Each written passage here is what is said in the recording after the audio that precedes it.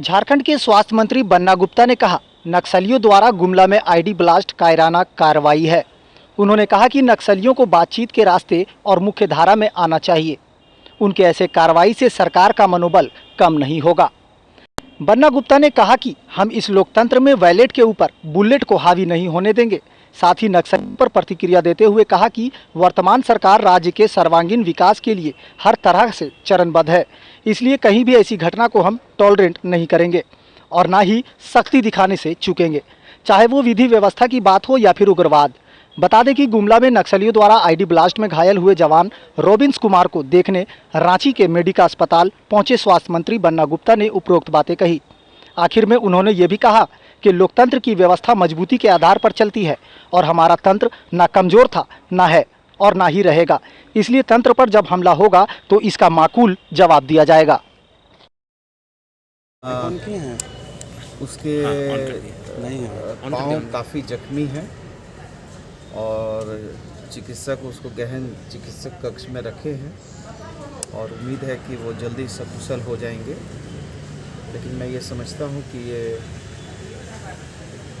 कायराना कार्रवाई है और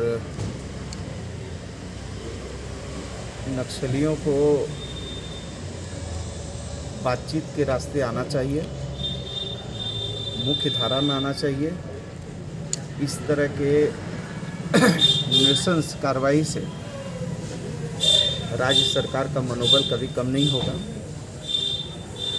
और हम इस लोकतंत्र में कभी भी बैलेट के ऊपर बुलेट को हावी नहीं होने देंगे। और जो नक्सलवाद है वो अपने विचारधारा से भी भटका है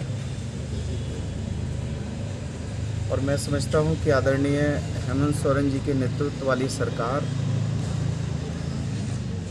राज्य के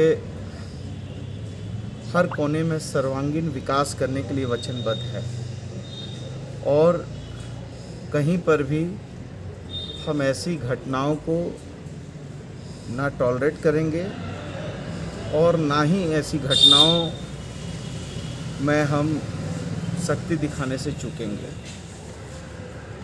चाहे वो विधि व्यवस्था का सवाल हो, चाहे वो उग्रवाद का सवाल हो, चाहे राज्य की शांति और सद्भाव का सवाल हो, सरकार पूरे लोकतांत्रिक मूल्यों को मजबूती से लागू करेगी।